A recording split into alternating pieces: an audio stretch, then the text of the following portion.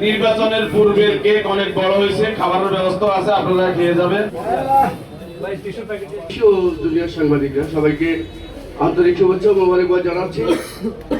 এই প্রোগ্রামকে সবাই সাধুবাদ জানিয়েছেন। আমি আপনাদের সাথে আপনাদের কাছে তো প্রত্যাশা করি।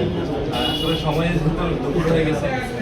সর্বোপরি 21 বছর পূর্তি উপলক্ষে আমি এইটুকু কামনা করবো, টেলিভিশনের মাধ্যমে সাংবাদিকতার হাতে ধরে টেলিভিশন আমাদেরকে সেভাবে গড়ার জন্য আমাদের যে অর্থনৈতিক বিষয়গুলো ছিল, সমৃদ্ধি, সফলতা এবং উন্নয়ন এবং সার্বিক একটা আমাদের বর্তমানে যে সুন্দর পরিবেশ আছে, এই পরিবেশ আমাকে চুজ করেছে, এটার জন্য মহান আল্লাহর কাছে কৃতজ্ঞতা জানাই।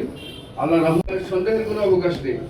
আমরা হয়তো সুসময়ে এসে বৈশাখী টেলিভিশন মূলত বাংলা ভাষাভাষীর পাশাপাশি বাঙালির সংস্কৃতি, ঐতিহ্য এবং যেই বস্তুনিষ্ঠ সংবাদ উপস্থাপনের মাধ্যমে বৈশাখী টেলিভিশন মূল পথ চলা শুরু করে। এরপরে 2 দশক ধরে তারা বিভিন্ন চড়া উত্তরের মাধ্যমে তাদের অবস্থান জানান দিয়ে পাঠক এবং সবার কাছে, প্রায় কোটি মানুষের কাছে তাদের নিজের ভালোবাসা এবং আস্থার জায়গা তৈরি করে। রনি আসলে আমার খুব ছোট ভাই সমতুল্য। তার ছাত্র জীবন থেকে আমি তাকে একটু আদর্শ ভাগ স্নেহ দিই, ভালোবাসা দিই।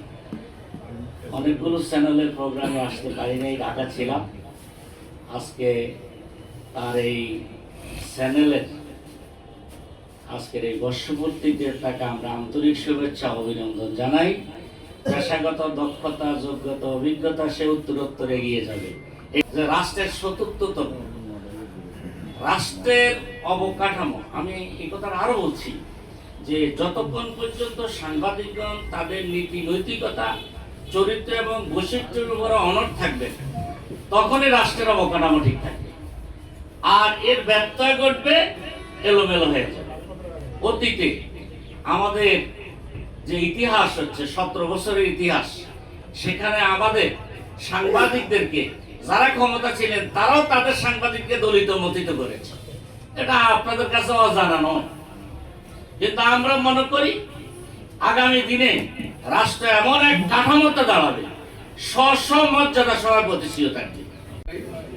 কিভাবে ভয়েস দিতে হয়, কিভাবে নিজের সম্মান বজায় রেখে সাংবাদিকতা করতে হয়, বস্তুনিষ্ঠ সাংবাদিকতা বলতে আসলে আমরা কি বুঝি, সবকিছুই কিন্তু অর্জন আমার বৈশাখী টেলিভিশন থেকে।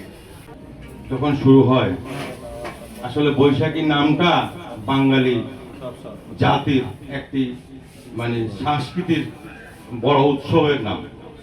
এই বৈশাখী টেলিভিশনটা বাঙালির সংস্কৃতি, বাঙালির ঐতিহ্যকে ধারণ করে বৈশাখীটা চালু হয়েছে। রনি এরপরে আসার পর রনিও আন্তরিকভাবে দায়িত্ব পালন করে যাচ্ছে এবং বৈশাখী টিভি আশা করি ইনশাল্লাহ এগিয়ে যাবে এভাবে যোগ্য লোকদের হাতে।